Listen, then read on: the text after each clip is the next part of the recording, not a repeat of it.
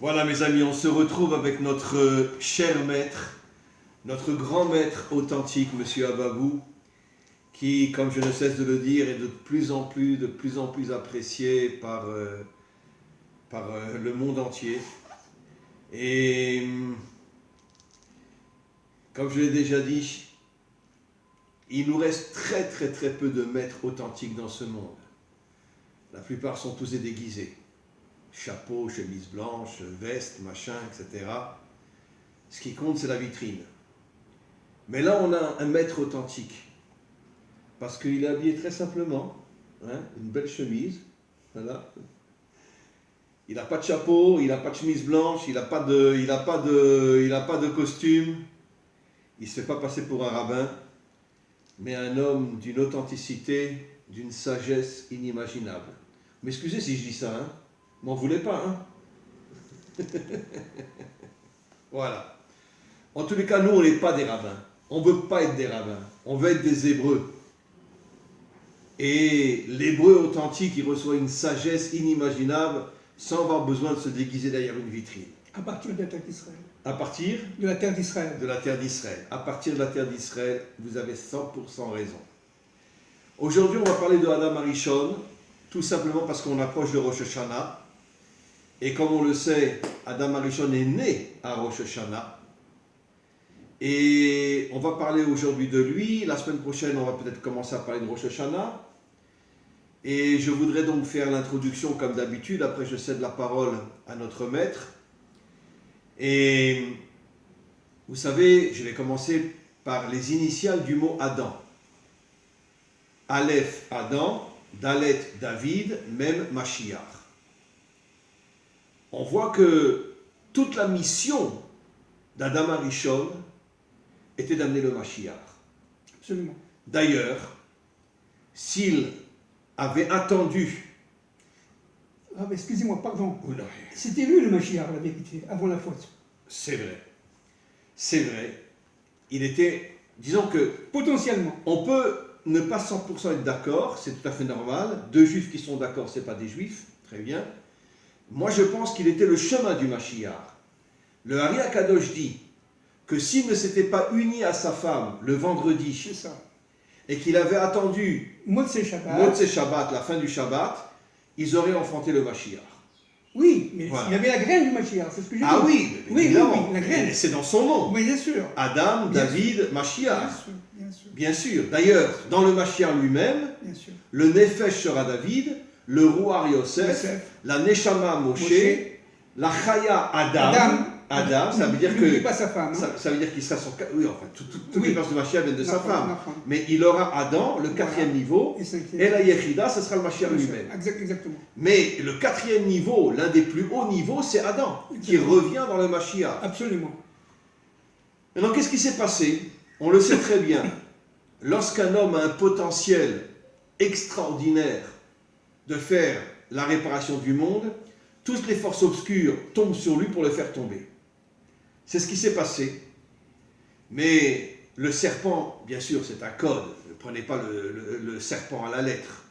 Le serpent était très intelligent, Très rusé. très rusé, et il a compris que pour faire tomber Adam, il faut passer par sa femme. Exactement. Et donc il a fait tomber sa femme, et sa femme a fait tomber Adam.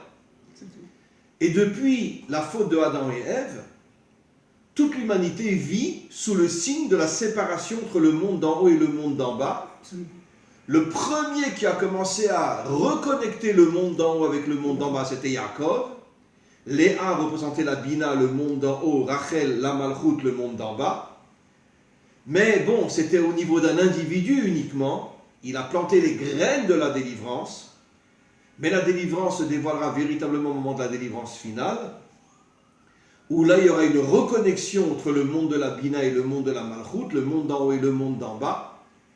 Et l'homme redeviendra un homme authentique, c'est-à-dire un homme qui ne tourne pas le dos à ce monde, qui n'est pas un religieux qui vit dans les nuages, qui n'est pas non plus un laïc qui ne vit que dans la matérialité.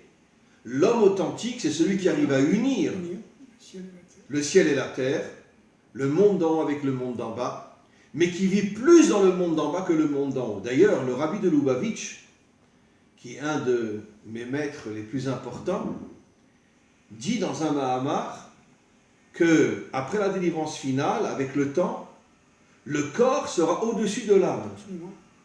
Ça veut dire que la matière sera au-dessus de la spiritualité. Absolument. Et pourquoi? Parce que la lumière cachée, le Or Aganou, se cache dans la matière. Exactement. Et lorsque la matière se reconnectera à cette lumière cachée, elle arrivera à dépasser l'âme. Ce qui veut dire que le travail essentiel de l'homme, c'est d'être dans la matière, de purifier, de réparer, de faire le tikkun de la matière. Et lorsque la matière sera réparée, elle se reconnectera avec la lumière qui est cachée en elle. À ce moment-là, elle s'élèvera au-dessus de l'âme. L'âme sera toujours à un niveau extraordinaire, mais elle s'élèvera au-dessus de l'âme. Et c'est pour ça qu'on parle de la résurrection. Exactement. La résurrection, c'est quoi? C'est l'âme revient dans le corps. Absolument. Et l'essentiel, aujourd'hui, tout le monde, tous les religieux, y compris chez nous, croient que c'est l'âme l'essentiel. Mais comme le rabbi de Lubavitch le disait, un jour on se rendra compte que c'est le corps qui est plus important que l'âme. Je voudrais juste conclure mon introduction en disant que, après la faute, Adam et Ève se sont séparés pendant 130 ans. 130 ans, c'est exactement le nombre d'années que les Juifs ont passé en exil en Égypte jusqu'à ce que Moshe naisse et commence le processus de la délivrance. C'est pour nous faire comprendre que le premier exil durera lui aussi 130 ans. Et après 130 ans, ils se sont remis ensemble et ils ont mis au monde Shet et toute la lignée après, Noah, Avram, etc. Je tiens juste à préciser que le Zohar dit que pendant les 130 ans où ils étaient séparés, malheureusement, c'est marqué dans le Zohar à de nombreuses reprises, surtout dans Sefer Bereshit, le premier livre de la Torah, le Zohar sur le premier livre de la Torah, que Adam a mis au monde énormément de démons qui vont après s'incarner, parce que c'était sa punition d'une certaine manière. Il avait des pertes séminales. Il avait des pertes séminales, et ces pertes séminales créaient des démons. Pendant qu'il dormait. Pendant qu'il dormait, exactement. C'est-à-dire qu'il n'allait pas avec d'autres femmes. C'est ça. Mais bon, c'était un jeune homme, donc il avait des pertes. Et ça crée des démons qui après vont devenir les dirigeants de toute l'histoire. Et ouais. Dont l'un des plus célèbres, Hitler, qui n'était absolument pas un descendant de Adam et Ève, mais qui était un démon, comme on le sait, le Zohar le dit. Énormément de démons sont descendus dans ce monde pour s'habiller en êtres humains, se faire passer pour des êtres humains, mais sont en vérité les plus grands criminels, les plus grands assassins, les plus grandes ordures de la terre. C'est vrai dans le monde de la finance, c'est vrai surtout dans le monde politique, etc. C'est pour ça que je dis toujours que celui qui rentre en politique aujourd'hui est une véritable crapule. Je parle de la politique moderne, la politique, ce qu'on appelle la démocratie, etc., y compris en Israël. C'est une véritable crapule. Et il ne s'en rend même pas compte. Mais quoi qu'il en soit, notre travail à nous, c'est de reconstruire la dimension adamique, et d'ailleurs qui se réveille partout dans le monde aujourd'hui, de reconstruire Adam, David, Mashiach. Exactement. D'ailleurs, le Mashiach s'appelle Ben David, le fils de David, alors qu'ils ont des millénaires d'écart entre les deux. Parce que David est le modèle de l'homme authentique. C'était un homme qui toute la nuit étudiait la Torah, il ne dormait que 18 minutes toutes les 24 heures, et toute la journée sur son cheval avec une épée pour se battre contre tous les méchants de ce monde. L'homme authentique, l'hébreu authentique, l'homme authentique, qui a compris que pour être un homme, il faut unir la matière au spirituel, le spirituel à la matière, et je passe maintenant la parole à notre cher maître, Monsieur Abab. Bien, Rav, merci. Je suis toujours tellement heureux de vous voir. La Torah est évidemment codée. Elle n'est que codée. Elle n'est que codée. Celui qui croit que les versets, Voilà. il faut les prendre à la lettre, ne comprend rien à la Torah. Voilà, elle est codée et archi-codée. On va essayer de saisir un sujet qui est immense, incommensurablement immense, Adam Arishon. D'abord, il faut bien comprendre que Adam Arishon était le premier homme à avoir une neshama. Il y avait beaucoup d'autres créatures on va en parler. Voilà, mais c'est qui ça. n'étaient pas des descendants d'Adam et Ève. Il était entouré de créatures qui avaient été créées le vendredi matin. Je peux vous interrompre pour une seconde? Oui, Il y a malheureusement énormément de rabbinim qui s'imaginent que tous les êtres humains sur Terre sont des descendants d'Adam et Ève. non, Ce sont vraiment les imbéciles. Parce que la majorité des hommes sur Terre et des femmes ne sont pas des descendants c'est ça, d'Adam et alors Ève. c'est ça, exactement. Je vais juste raconter une petite histoire. Un jour, j'ai fait il y a une dizaine d'années mon premier cours pour expliquer que la minorité dans ce monde était descendant d'Adam et Ève. C'est ça. J'ai un rave d'Israël francophone qui m'appelle et il me dit « Mais comment vous osez dire des choses pareilles? Où vous avez une source comme quoi tous les êtres humains ne sont pas des descendants d'Adam et Ève ?» Je m'excuse de vous interrompre, je vous cède la parole. Et je n'ai pas voulu lui donner les références du Zohar, car il y en a des centaines. Je lui ai dit « Dites-moi, est-ce que vous pensez que Mengele était un descendant d'Adam et Ève? Est-ce que Hitler était un descendant d'Adam et Ève ?» Il s'est mis à pleurer au téléphone. Il m'a demandé pardon. Il m'a dit, Rav, mais comment j'ai pu vous appeler? Comment j'ai pu dire une bêtise pareille? Comment j'ai pas pensé à Mengele et Hitler? Comment on peut imaginer que des démons pareils sont des descendants d'Adam et Ève? Et il a compris, il s'est excusé, il a compris qu'effectivement, que la majorité de l'humanité n'était pas des descendants d'Adam et Ève. C'est une minorité Absolument, qui sera l'armée du Mashiach. absolument.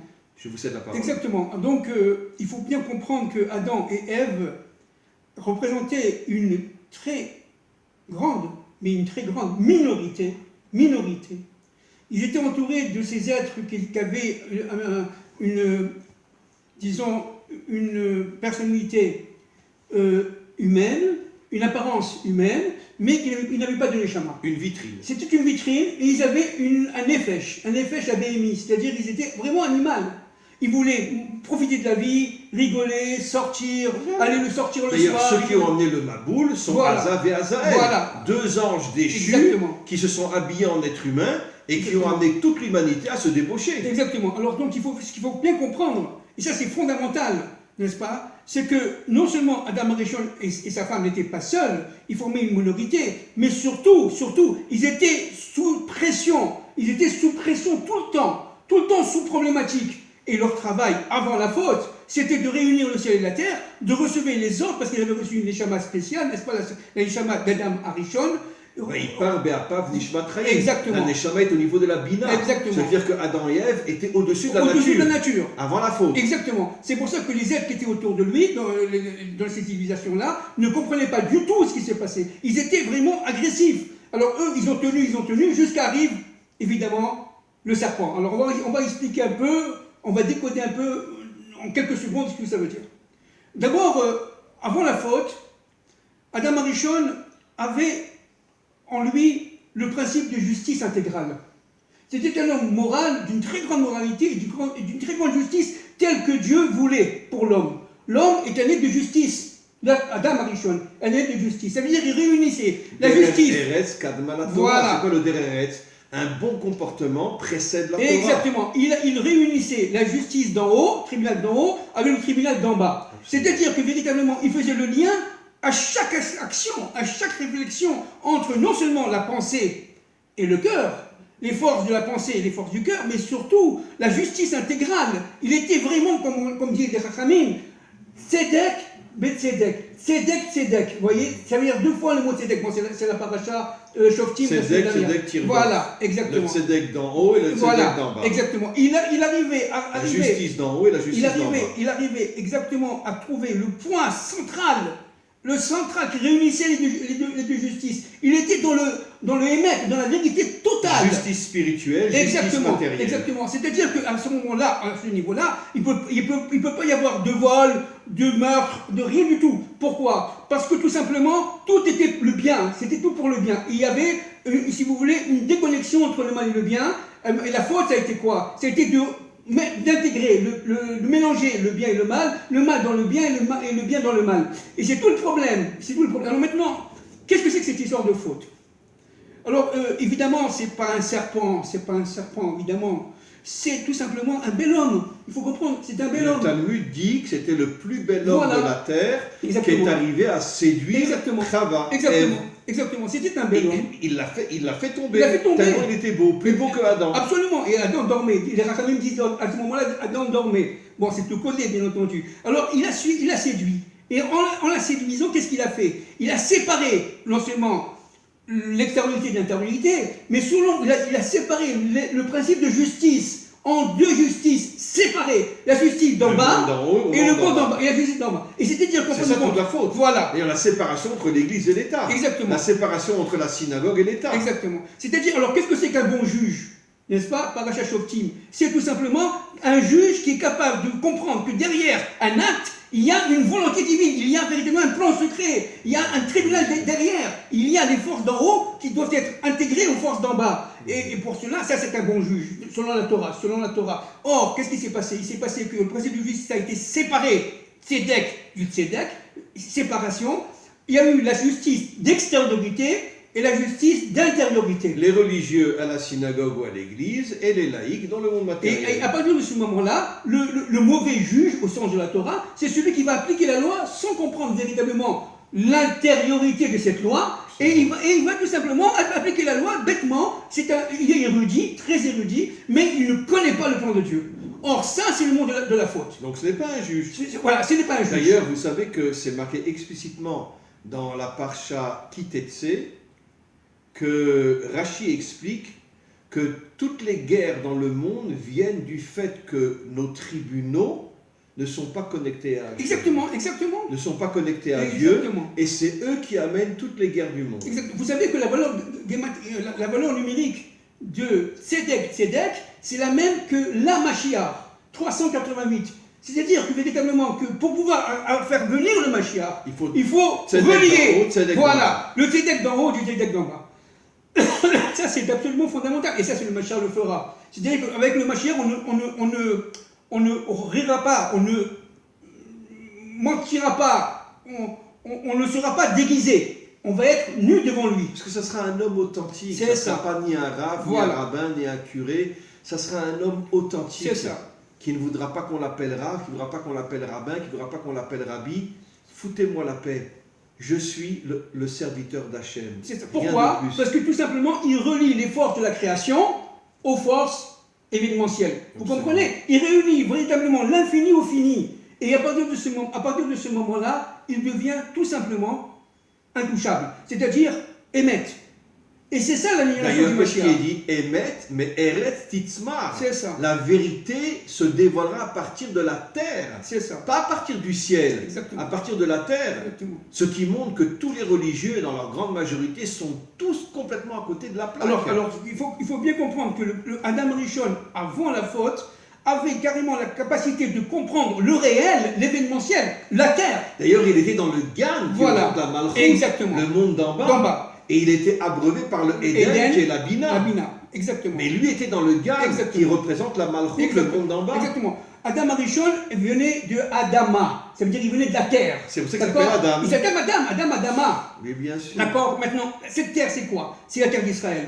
La terre d'Israël a la capacité. Il a été créé sur le mont Sion. Il a été créé au mont Sion, à Aramoria. Il a été créé sur le Kodesh, là où il y a l'Evel Ashtia. Là où il allait avoir plus tard le Saint des Saints. Voilà. Et vous savez, c'est là qu'il a fauté. Entre parenthèses, vous le savez, c'est là qu'il a fauté. C'est-à-dire que, véritablement, donc vous comprenez bien que le temple, c'est une réparation de la faute d'Adam Arishon. Bien sûr. Et c'est pour ça qu'il est dans cet endroit-là. D'accord? Maintenant, les trois temples correspondent aux trois pères. Voilà. Et le dernier temple qui sera éternel correspond à Yaakov, qui est Tiferet, l'union des contraires. C'est ça. Au Har Sion, c'est ça, exactement. Alors donc, si vous comprenez, et ça c'est vraiment très très important de comprendre, n'est-ce pas? Qu'avant la faute, il était en pleine lumière. C'est-à-dire que chaque acte de la vie, j'allais dire presque chaque respiration, avait son sens. D'ailleurs, nos maîtres nous disent qu'il voyait d'un bout de l'univers. Exactement. La lumière qu'il avait dans son cerveau lui permettait de voir tout l'univers. C'était un être de lumière. Or, n'est-ce pas? Il était devenu hors la peau. Hein? Le Aleph s'est transformé en Aïn. S'est transformé en Aïn. Voilà. N'est-ce pas? C'est-à-dire véritablement. Alors, donc, avec l'arrivée du Mashiach, Bezrat Hashem, les Chachamim sont tous d'accord pour dire que, en fin de compte, le corps de peau deviendra un corps de lumière, comme Adam Arishon avant la faute. Avant la faute. N'est-ce pas? Et donc, cette faute a été tout simplement de créer des écrans, comment dirais-je, des voiles, de manière à séparer les deux arbres, l'arbre de la connaissance du bien et du mal et l'arbre de vie, ça c'est la mort. Ça, c'est ce qu'on appelle Normalement, l'arbre de la connaissance devait être l'extériorité. Exactement. Et l'arbre de la vie, C'est l'intériorité. l'intériorité. Comme le couple. Voilà. La femme est l'intériorité de l'homme et Exactement. l'homme est l'extériorité. Exactement, exactement. Donc cette séparation a créé tout simplement l'histoire humaine. Le plan de Dieu va se déconnecter dans notre monde du plan divin. En fin de compte, la vérité, on le sait, parce qu'on l'a dit de nombreuses fois, le plan divin va se cacher derrière le plan humain, n'est-ce pas? Mais nous, on ne va plus le voir. Ça, c'est le résultat de la faute. On ne va plus le voir. Qu'est-ce qu'on va voir? On va voir qu'on est libre, qu'on est maître de le libre arbitre. Vous voyez, regardez, c'est intéressant. Le libre arbitre. Mais un arbitre, c'est un juge. Vous voyez? Le libre arbitre. Alors, on rentre dans le libre arbitre là. C'est à partir de ce moment-là, puisque Dieu n'est pas là, alors on est libre, on fait ce qu'on veut, on crée. En fin de compte, on ne crée rien, on découvre. Mais ça, c'est caché. Dans le mal. Alors, voilà. Alors, qu'est-ce que c'est que le mal? Le mal, c'est cette force d'extériorité qui cherche à pénétrer l'intériorité, n'est-ce pas? Qui pénètre l'extériorité, de manière à ce que tout se devienne brouillé et qu'on ne soit plus capable d'être nous-mêmes. D'ailleurs, nos maîtres notre nous disent intériorité. que toute l'histoire humaine est l'obscurité. Absolument. Même s'il fait très... Aujourd'hui en Israël, il y a un soleil magnifique et une chaleur incroyable, mais on vit dans l'obscurité totale. Puisqu'on ne voit rien qui se cache dans l'intériorité des choses. Absolument. On ne voit que l'extériorité. Absolument, absolument. Tout le problème, c'est de passer de Adam, regardez, Adama, mais, Adam avant la faute, ça s'appelait pas Adam, il s'appelait Adam. C'est-à-dire le de Adama est passé devant. Ça, c'est très très important. C'est-à-dire l'union entre le féminin et Adam. Bien sûr. Et quel a été le rôle du serpent? C'est de séparer le de Adam. D'ailleurs, et n'oublions pas que Adam et Ève sont enterrés à Hebron. Absolument. À Hébron, à côté d'Adam, à côté d'Abraham, Isaac et Jacob et leurs épouses. Bien sûr, Hébron étant ici. Pour montrer l'unité entre l'humanité adamique et Israël, qui est en train de se recréer aujourd'hui de manière absolument incroyable. Exactement. Mais c'est ça la Géoula, entre parenthèses, c'est ça la Géoula. Donc, si vous voulez, aujourd'hui, nous vivons exactement le monde d'Adam Arishon après la faute, c'est-à-dire qu'on est, les Bnei Adam sont quelque part pressurisés, pressés, soumis, désinformés. Et tout le travail, c'est de se faire sortir cette lumière intérieure qui est en eux, de manière à les rendre carrément qui ils sont, c'est-à-dire et descendants d'Adam Arishon. Toutes les forces obscures de ce monde ont compris qu'il y avait des millions d'hommes et de femmes nés Adam dans ce monde, pas des milliards mais des millions. Exactement. Et aujourd'hui, toute la politique et tout ce qui se passe dans le monde, c'est afin de briser, comme le serpent qui a brisé Adam et Ève, de briser les adamiques pour que l'humanité reste esclave de toutes ces forces obscures. Mais c'est ça le but.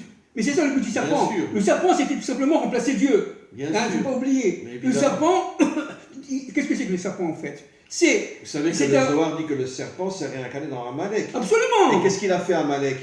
Il a enlevé les 2 dernières lettres du nom divin, il a laissé que les 2 premières. Absolument. Qu'est-ce que dit le Zohar? Les 2 premières représentent Dieu tel qu'il est en haut. Exactement. Et les 2 dernières, Dieu tel qu'il est en bas. Amalek dit à Dieu, fous-nous la paix, reste dans ta synagogue et laisse-moi tranquille. Que faisaient les nazis? Ya. Regardez, Yud et Ya. D'accord? Avec la main. Ça veut dire nous sommes. Voilà, nous sommes l'action. Et toi, Ya, Yud et, reste en haut. Voilà. Nous sommes l'action, par la main. Oui, nous sommes libres. C'est fou. Nous sommes libres, complètement libres. On ne se rend même pas compte de tout ce qui se passe avec tout ça. Alors donc, et ça c'est encore une fois extrêmement important de saisir qu'aujourd'hui nous sommes pressurisés, nous sommes donc une minorité. Cette minorité, elle doit se réveiller parce que nous sommes entourés de forces énormes contraires, des milliards de personnes qui ne descendent pas d'Adam Arishon, n'est-ce pas, vont, si vous voulez, se retrouver devant le principe de justice parce qu'avec le Mashiach, on va arriver à réunir le Tzedek d'en haut et le Tzedek d'en bas, et à partir de ce moment-là... Et reconstruire les 70 nations adamiques. Voilà, exactement. Et à partir de ce moment-là, les 70 nations adamiques seront construites. Et c'est là, à ce moment-là, qu'on arrivera dans une humanité régénérée, une humanité régénérée, faite, non pas d'Israël seulement, bien entendu, Israël étant le microcosme des nations d'ailleurs, mais des nations non juives avec le peuple hébreu, de retour sur sa terre. Les nations non juives adamiques. Adamiques, bien sûr. Bien sûr, on parle des relations des nations qui descendent d'Adam Arishon, bien entendu. Hein. D'ailleurs, c'est écrit dans ce livre, hein, dans le livre que je me permets encore une fois de représenter, n'est-ce pas, le livre que je viens de publier, d'écrire, au-delà de la nuit, je répète, pour ceux qui sont intéressés pour l'acheter, il est dans mon site. Il est dans le site du Rav aussi, de Chaim. Dès qu'on ouvre mon site, on voit la publicité. Tsuri.com, tsoury.com, com. Eh bien, en minuscule, eh bien, ce livre-là essaye humblement de réparer, de comprendre la réparation d'Adam Arishon, pas seulement à partir de l'homme, mais à partir de la femme. Parce que c'est la femme qui a pour mission absolue. Je parle de la femme. Elle est la couronne de l'homme, elle est au-dessus de lui. C'est la femme qui a la mission absolue. Pourquoi Ève a fait tomber Adam? Parce qu'à cette époque-là, elle était au-dessus de lui. Absolument. Adam aurait pu lui dire, va te faire foutre, je t'écoute pas. Absolument. Non, il l'a écouté parce qu'il était soumis à sa femme. Absolument. Absolument. Elle était encore la couronne à cette époque-là. Exactement. Mais, tout le derrière, toute la direction des civilisations, c'est le fait que la femme doit prendre conscience de sa force, qu'elle a été meurtrie, touchée par les forces du serpent, elle doit se rebeller contre le serpent, faire un travail intérieur intense pour pouvoir retrouver son mari. C'est-à-dire que toutes les femmes qui n'ont pas fait ce travail-là, c'est-à-dire Chava, qui descendent de Chava, ne peuvent pas le faire. Vous comprenez bien? On parle des descendants de Chava. D'accord? Et donc, tout le problème, c'est pas la femme qui doit réparer, c'est la femme qui descend de Chava qui doit réparer le monde, parce que tout simplement... Nos maîtres nous disent que la délivrance viendra des femmes. Exactement. On parle des femmes adamiques, bien évidemment. Exactement. On parle d'Adam Arishon, etc. Alors des femmes comme Ruth, Tzipora, comme Rachel, tout ça c'est dans mon livre, n'est-ce pas? Rachel, Léa, comme vous l'avez dit tout à l'heure, Léa la Bina, Rachel la Malchut. Jacob a bien compris que Lavan a voulu intervertir l'ordre des choses, parce que qu'est-ce que c'est que la faute d'Adam Arishon? C'est le fait que les choses ne sont plus tout simplement à leur place. Voilà, hein? Tout est mis à l'envers. Tout est mis à l'envers, on est dans un monde à l'envers. Comme aujourd'hui. Exactement. Tout est à l'envers. Exactement. Nous sommes dans un monde, certes, vivable au niveau de l'extériorité, mais complètement à l'envers au niveau du émet, de la vérité. Nous sommes dans le mensonge, nous sommes dans le fantasme. D'ailleurs, quand tu enlèves le Aleph, c'est ça, qui représente Adam, au mot émet, il reste la mort. La mort, c'est ça. Il reste la mort. C'est ça. C'est-à-dire que dans le mot émet, il y a le mot mort. C'est ça. Tu enlèves le Aleph, qui est l'unité, le Yud d'en haut, le Yud d'en bas, relié par le Vav, qui est le Vav à Chibour, c'est le Aleph. L'unité entre le monde dans le monde de bas, tu enlèves le Aleph, il reste la mort. Exactement. C'est exactement ce qui s'est passé avec Adam et Ève. Alors vous allez me dire, mais alors comment ça va se passer? Bon, en un mot, évidemment, je ne suis pas prophète, parce qu'en plus, ce sont des thèmes qui sont infinis. Dire ça en quelques secondes, c'est une gageure, c'est extrêmement compliqué. Mais je vais essayer de comprendre, d'expliquer un peu comment ça va se passer. Le Mashiach, il est marié. La femme du Mashiach va porter en elle... C'est la réincarnation d'Adam et Ève. Oui, absolument. Voilà. Absolument, bien sûr. La femme la femme du Mashiach, n'est-ce pas, qui descend de Chava, entre parenthèses, adamique, n'est-ce pas, elle va avoir en elle le serpent. D'accord? C'est-à-dire qu'elle va être prise tout simplement par la ville, par le truc, etc. Et lui, c'est le contraire. Lui, il va comprendre que, attention, calme-toi, je vais recoller, et progressivement, donc il va y avoir un combat entre Adam, parce que le combat qui n'a pas été fait à Bereshit sera fait par le Mashiach par rapport à sa femme. Vous comprenez? Adam va se révolter contre l'attitude de sa femme, qui sera une femme non pas frivole, shalom, mais attirée par ce monde-ci, par le monde, le restaurant, bien on va au restaurant, bien on va là, bien on va là, bien on va là. Nos maîtres disent que depuis que Ève est tombée, la femme est d'une certaine manière beaucoup plus matérialiste. C'est ça, exactement. Alors le Mashiach potentiellement va essayer de calmer sa femme. Il va y avoir donc des tensions très fortes. Ça c'est dans mon livre, n'est-ce pas? Entre Tzipora et Moshe, entre Chava et Adam, de manière à ce que, mais très forte, de manière à ce que Tzipora, la femme du Mashiach, c'est-à-dire Chava qui revient, répare sa faute. C'est-à-dire, je prends un exemple. Akadosh Baruch Hu va créer dans ce couple incroyable un manque d'argent. Au moment où la femme de Mashiach voudra acheter une robe, elle ne pourra pas. elle n'a pas d'argent, elle devient folle, parce qu'elle sent qu'elle veut avoir ce besoin de consommer. Elle a un besoin en elle de consommer. Donc elle ne se bat contre le mari, il va travailler, c'est ça le problème. Et progressivement, pourquoi? Parce qu'il fallait faire le tikkun de l'attitude de Adam avant la faute. Adam dormait quand il a fauté, vous comprenez? Il a dit oui, je vais manger le fruit est défendu. Mais non, il fallait se battre. Alors tout le travail du Mashiach, c'est de réparer la faute d'Adam. Il va se battre contre le serpent qui est dans sa femme. Vous comprenez bien, c'est très important. Et donc progressivement, elle va commencer à comprendre. Elle va commencer à se sentir de plus en plus humble, de plus en plus petite. Et progressivement, elle va comprendre qu'il y a un plan. Waouh, qu'est-ce qui se passe? Et progressivement, elle va se battre contre le serpent qui est en elle. Elle n'aura plus envie d'aller de voir tel film, de voir cette télévision, etc. Elle va se retrouver dans un monde spirituel, mais dans le matériel. C'est-à-dire qu'elle va tout simplement... Et une fois qu'elle aura jeté le serpent d'elle, voilà. Elle sera même au-dessus de son mari. Mais bien sûr, c'est ça. Elle deviendra la couronne de son mari. Mais c'est ça que je veux en venir. Oui. C'est-à-dire qu'en fin de compte, sans ce travail, encore une fois, c'est dans ce livre, à partir du moment où cette femme va faire la brite, comme Tzipora, vous comprenez, elle va faire la brite en elle, l'alliance en elle avec Hachem, elle va comprendre qu'en fin de compte, elle a été manipulée. Et c'est ce qui va se passer au niveau des Bnei Adam, des 20%, n'est-ce pas? Ils vont comprendre que toutes les femmes sont manipulées. Exactement. Ils vont comprendre qu'ils ont été manipulés. Mais la femme du Mashiach, c'est la même chose. Elle va comprendre qu'elle a été manipulée et qu'à partir de ce moment-là, elle va dire stop, j'arrête, ça suffit. Et donc elle va se recadrer. Et c'est ça la réparation. Et c'est la réparation de la femme d'Adam Arishon, et grâce à cela, l'humanité entière va se réparer. Donc il faut comprendre que ce couple-là, qui est d'Adam Arishon, qui revient dans l'âme du Mashiach, c'est quelque chose d'absolument fondamental. Sans le travail intérieur, moi je l'appelle Tzipora dans le livre, ou de Chava, qui va revenir, n'est-ce pas, au niveau du quatrième niveau de l'âme, du Mashiach, et bien sans ce travail de la femme, qui va devenir la couronne de son mari, il ne peut pas y avoir de révélation, et il ne peut pas y avoir de malchoute, d'Hachem dans ce monde.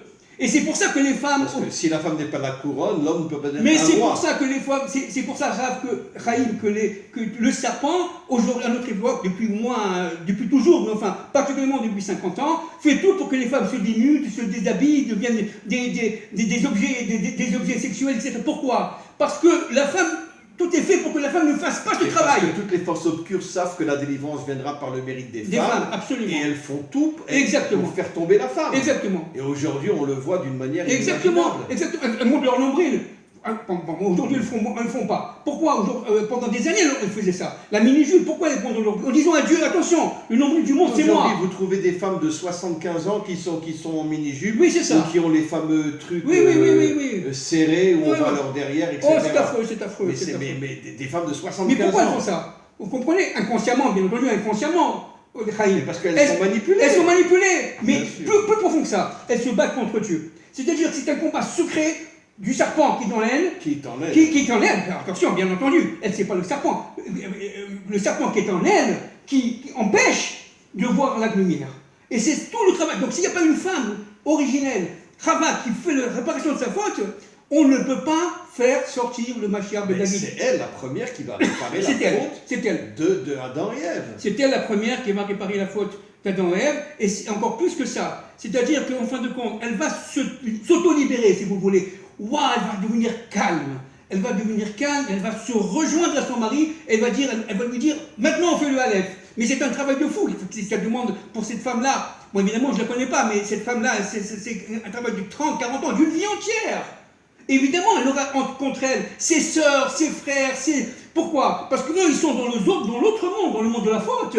Et elle va dire, mais attends, qu'est-ce que je fais? Oui, ils vont la prendre pour une folle, pour une idiote, Évidemment, c'est ce qu'a vécu Tzipora avec ses sœurs, entre parenthèses. C'est-à-dire, véritablement, elle va être seule, complètement seule.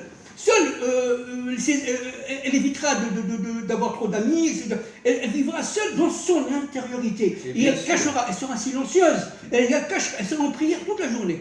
Pas en prière comme ça, évidemment. Comme la femme du Rabbi Lubavitch, qui était une femme qui toute sa vie a vécu seule. C'est ça, c'est exactement. Elle ne voulait pas fréquenter du monde, etc., parce qu'elle savait qu'elle était l'intériorité de son mari. C'est exactement ça. Elle voulait rester dans le monde de l'intériorité. Exactement. Elle ne voulait pas sortir à l'extérieur. Exactement. donc cette femme, une femme unique, n'est-ce pas, qui est Chava, n'est-ce pas, elle aura contre elle l'adversité absolue. Elle manquera d'argent pendant un bon moment de sa vie, alors qu'elle voudra consommer, le monde de la consommation. Elle voudra s'unir à son mari, et son mari sera en combat contre elle, parce qu'il avait compris qu'elle était dans l'autre monde, parce que son mari c'est potentiellement le Mashiach, vous comprenez. Elle sera seule contre tout le monde, mais elle réussira. Elle sera à la fin la femme du Mashiach. Ça veut dire que le Mashiach retrouvera sa femme à la fin de son histoire. Ben, c'est l'exemple de Tzipora, qui jusqu'à ce qu'elle connaisse Moshe, elle suivait son père, elle était idolâtre elle aussi. Exactement. Donc elle avait le serpent en elle. Oui, mais c'est vrai, Rachel, c'est vrai, elle était idolâtre, mais elle cherchait. Elle cherchait avec son mari. Avec son père. Elle a trouvé Moshe, elle a fait une teshuva inimaginable. Mais parce qu'elle avait compris. Parce qu'elle a compris. C'est-à-dire qu'elle était prête. C'est comme Bitia d'ailleurs. Bitia, c'est la même chose. La mère adoptive de Moshe, qui n'était pas juive, qui était la fille de Pharaon, c'est la même chose. Elle a fait son travail. Et Rachav, qui est devenue l'épouse, la plus grande prostituée de la terre, qui est devenue l'épouse de Yehoshua. Absolument. Tout ça, on l'a vu. L'élève de Moshe Rabbeinu. Absolument. Et c'est pareil pour Ruth, n'est-ce pas? Et Ruth était une Moabite. Une Moabite. La fille de Eglon. La fille du roi de Moab. D'un crapule, d'un nazi. Le roi de Moab était comme un nazi. Donc vous comprenez bien que ces femmes-là, on cherche. Ça veut dire que toutes ces femmes-là ont accompagné Chava. Elles ont retrouvé leur intériorité. Exactement. Elles sont pendant des siècles et des siècles. Ce sont des femmes racines, vous voyez, des femmes essentielles. Elles ont permis à Chava de faire la réparation à la fin des temps de l'histoire. Chacune son acquis. Elles ont préparé le chemin. Exactement. Rachel, Léa, Esther, Sarah, etc. Esther et Sarah, c'est le même âme, etc. C'est-à-dire, véritablement, Rachel et Léa aussi, c'est une même âme qui se dédouble. D'accord, vous comprenez? Dans les autres mondes, c'est une des mêmes âmes qui se dédouble. D'ailleurs, je crois que toutes ces femmes que vous avez citées sont toutes, elles aussi, des réincarnations de Chava. Absolument. Jusqu'à la dernière, qui est la femme du Mashiach. Absolument juste. Absolument juste. C'est-à-dire que Chava va commencer son tikkun dès après la naissance de Sarah. Vous comprenez? Elle se réincarne en Sarah. Voilà. Et ainsi de suite. Dans Esther aussi, dans Ruth aussi, etc. Dans Tzipora, etc. C'est pour ça que Tzipora a eu ce mérite incroyable de faire la bride de son fils. C'est-à-dire qu'elle rentrait dans le chiffre 8. Tzipora qui était dans l'alliance avec Hachem. Chava est au niveau de la Bina. Bien sûr. Donc Tzipora qui avait d'ailleurs en elle les âmes de Sarah, de Rachel, Léa, d'Esther, etc. Et maintenant, celle-ci c'est dans mon livre, quelque chose de très important. Comment le monde va transmuter? Comment qu'on va passer du monde de la Galoute au monde de la Géoula? Ça veut dire du monde de l'exil au monde de la délivrance. Parce qu'il est évident que les nations sont aussi en exil que nous. Et bien, quelle est la différence entre le mot Gola et Géoula? Aleph. Voilà. L'unité. Exactement. Alors comment ça va se passer? Mais non, je ne parle pas moi de l'unité entre le monde en haut et le monde en bas. Commençons par l'unité entre les hommes. Absolument. Je ne sais pas si vous avez vu que récemment, il est sur mon site, Eliaou Bokara et moi, on a fait un cours avec un musulman. Je l'ai vu tout à l'heure, je ne l'ai pas entendu. Alors regardez-le, mais un homme formidable. Je retenais mes larmes quand il parlait pour ne pas pleurer. Un homme, un vrai musulman. Il y a des musulmans magnifiques. Un musulman croyant. Magnifique. Qui va à la mosquée, qui lit le Coran, etc. Mais qui a un amour d'Israël. On voit qu'il y a un réveil dans le monde aujourd'hui absolument incroyable. Donc, ce que nous devons faire, commençons par l'unité entre les hommes et les femmes différents. Différents. Mais attendez. Sarah a sa propre histoire, Esther a sa propre histoire, c'est pas la même époque, etc. Seulement chacun est différent de l'autre. Mais, dans leur intériorité, elles cherchent à dévoiler la royauté divine dans ce monde. C'est ça le but, de faire la réparation. Sarah était très différente. De jeter tous les dirigeants de ce monde et de n'avoir qu'un seul et unique maître, le maître du monde. C'est ça. Rachel et Léa, par exemple, elles étaient très différentes l'une de l'autre. Rachel était l'extériorité, Léa était l'intériorité. Donc elles étaient très différentes. Dina. Mais Jacob a voulu les unir. Mais regardez Dina, elle était évidemment la fille de Léa. Vous vous rendez compte là? Qu'est-ce que ça veut dire? Dina, la fille de Léa, la seule fille de Jacob Avinu, qui est violée par le Hittite, n'est-ce pas? Or, Hittite, ça veut dire quoi entre parenthèses en hébreu? C'est de l'araméen. Qu'est-ce que ça veut dire? Ça s'appelle le serpent. c'est le serpent du Bereshit, de primordial, Qui s'est réincarné. qui s'est réincarné dans ce roi. Pour faire tomber Pour Dina. faire tomber Dina. Pourquoi? Parce que Dina était réservée à, vous le savez, à Ésaü, à Esav. Bien Elle sûr. était réservée à Esav. Malheureusement, Jacob n'a pas voulu, il l'a caché. D'accord. Alors, bon, évidemment. Mais si Dina avait épousé Esav, elle lui aurait fait faire teshuva. Absolument. Bien sûr. Absolument. Mais attention, les forces de Dina vont revenir à la fin des temps et elles vont faire Évidemment. teshuva à Ésaü. Bien C'est ça sûr. le truc. Vous comprenez? Au bon côté d'Ésaü. Au bon, bien sûr. Voilà. Pas Édom. Édom, de toute façon, Édom est voué à la destruction. Hein, que ce soit clair. Amalek. Ah, c'est Amalek, d'accord? Amalek est voué à la destruction totale. Ou bien il fait tchouva, ou bien c'est la mort. Non, c'est le c'est serpent. marqué Timchet, Zecher Oui, Amalek. oui. Non, oui, au oui. niveau individuel, Oui, c'est Amalek ça. peut faire teshuva. C'est ça. Mais pas au niveau de la nation. Absolument. Je parle au niveau individuel. Vous savez que dans le Tanakh, c'est marqué que l'un des gardes du corps les plus proches de Shaoul était un Amalécite qui s'était converti au judaïsme. Ah, ça, je ne savais pas. Oui, c'est dans le Tanakh. Ah, ça, je ne savais pas. Un Amalécite. Sur le plan individuel, Amalek peut faire teshuva. Absolument. Mais c'est ce qu'on a vu avec les enfants des nazis. Mais bien sûr. Les enfants des nazis, il y en a des centaines qui sont venus en Israël, qui se sont convertis, qui aujourd'hui sont tous Mais religieux. bien sûr. Alors donc, bien sûr. Alors donc, au niveau, encore une fois, de Zerer Amalek, ça veut dire de l'idéologie amalécite, elle va disparaître. Bien sûr. Et parce que Édom va disparaître, qu'est-ce qui va rester? Le bon côté des sables. C'est-à-dire, qui descend d'ailleurs de entre parenthèses de Caïn, de Caïn. Bien sûr. C'est-à-dire qu'en fin de compte, c'est le bon côté de Caïn qui va retrouver Avel, les forces de la Qu'est-ce terre. que Shmuel a vu quand il a vu David? Il a dit quoi? Tu veux nommer Esav Voilà. sur ton Esav, peuple? oui. Qu'est-ce que lui a répondu Hachem? Voilà. Non, David, c'est le bon côté de Esav. C'est ça. David était la réincarnation du bon côté de C'est ça, Esav. c'est ça. Comme le Mashiach C'est ça. d'ailleurs. Et du bon côté de Caïn.